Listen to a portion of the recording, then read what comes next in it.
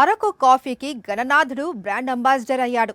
ఇప్పటికే ఖండాంతరాలు దాటిన అరకు కాఫీ ఇప్పుడు గణనాథుని రూపంలో కొలువై భక్తులను అలరిస్తోంది.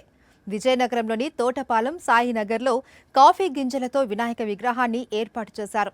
నల్లటి ముత్యాల్లా మెరిసిపోతున్న అరకు కాఫీ గింజలతో గణనాథుణ్ణి తీర్చిదిద్దారు. ఇప్పుడు ఈ వినాయకుడు విజయనగరంలో హాట్ టాపిక్ అయ్యాడు.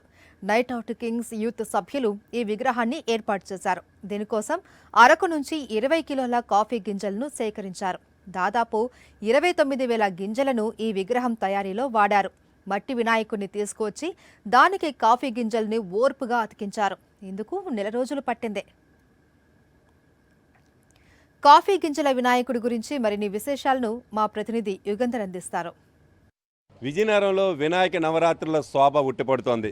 ఏ వీధి చూసినా వినాయక మండపాలు ఆకట్టుకునేలా తీర్చిదిద్దారు వినాయకుడి భక్తులంతా కూడాను.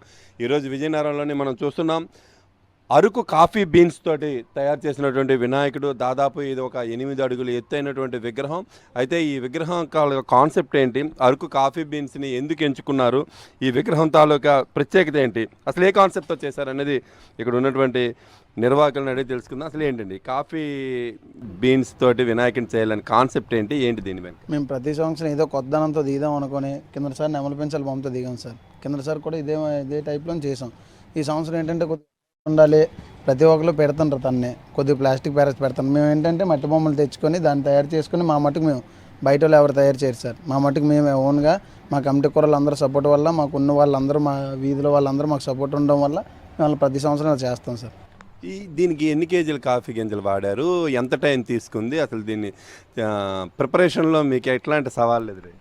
సార్ అవి చాలా చిన్న అవడం వల్ల చాలా నెల రోజుల నుంచి అలా సావాసం పడ్డాను సార్. కుర్రలు అందరూ నిద్ర లేవు, ఏం లేవు. అందరూ ప్రతి ఒక్కరు మాకు సాయం ఉండి వెనకాతలు ఉండి మమ్మల్ని సపోర్ట్ చేసినందుకు వాళ్ళందరికీ మేము ఇంకోసారి థ్యాంక్స్ చెప్పుకుంటాం సార్. 2,100 కాఫీ గింజలు పడ్డాయి సార్. దానికి 21,000 కాఫీ గింజలు పడ్డాయి సార్, 10 కేజీలు. చెప్పండి, అసలు ఈ కాఫీ గింజలు ఇది పెట్టిన తర్వాత పబ్లిక్ నుంచి, భక్తుల నుంచి వస్తున్నటువంటి స్పందన ఏమనిపిస్తుంది? ఇది నాకైతే చాలా ఎగ్జైట్మెంట్గా ఉందండి ఈ స్పందన గట్టా చూస్తుంటే. ఎందుకంటే లాస్ట్ టైం నెమలి పెంచాలి వీళ్ళు కొత్తగా కమిటీ కూరలు అందరూ అనుకొని పెట్టిన తర్వాత అది కొంచెం డిఫరెంట్గా పెడదాం ఈసారి అది ఇది అని చెప్పేసి అన్నారు. ఎన్నో ఆలోచించారు కానీ కాఫీ బీన్స్ అనేది డిఫరెంట్గా ఉంది, అది కూడా ఎక్కడి నుంచో బయట నుంచి రావాలి అది ఇదని కొత్తగా ఆలోచించి మన వాళ్ళు ఇచ్చేశారు. జనాలు అయితే చాలా ఎక్కువ మందే వస్తున్నారండి. ఈ లాస్ట్ 3 డేస్ నుండి అయితే దగ్గర ఒక 10,000 మంది జనాలు రావడం అయితే నేను గమనించాను. అది చాలా అంటే ఇంత సక్సెస్ అవుతుందని అయితే మేము అనుకోలేదండి. అరకు కాఫీ అరోమా ఫ్లేవర్ ప్రపంచం నలుమూలల వ్యాప్తి చెందినటువంటి ఈ సమయంలో విజయనగరం యూత్ అంతా కూడాను అరకు కాఫీ బీన్స్తో గణనాథుని ఏర్పాటు చేయడం అనేటువంటిది ఈ ప్రాంతంలో ఉన్నటువంటి భక్తులందరూ కూడా చాలా ఎప్రిషియేట్ చేస్తున్నారు. అసలు ఈ మండపం దగ్గరికి వస్తేనే చాలు ఆ కాఫీ అరోమా అనేటువంటి ఫ్లేవర్ మన ముక్కుపొట్టలను తాగుతూ ఉంది. నిజంగా ఈ ఖండాంతరాలు ఎందుకు దాటింది అరకు కాఫీ అనేటువంటిది అర్థమవుతుంది. ఇప్పుడు గణనాథుని రూపంలోని మరొకసారి ప్రచారంలోకి వచ్చింది. ప్రతి ఒక్కరూ కూడా అరకు కాఫీ అరోమాని ఆస్వాదించడానికి కూడా సిద్ధమవుతున్నారు. మరోవైపు భక్తితో గణనాథుని కూడా పూజిస్తున్నటువంటి పరిస్థితి కనిపిస్తుంది. వీడియో జర్నలిస్ట్ ఈశ్వర్తో యుగంధర్, సాక్షి టీవీ, విజయనగరం నుంచి.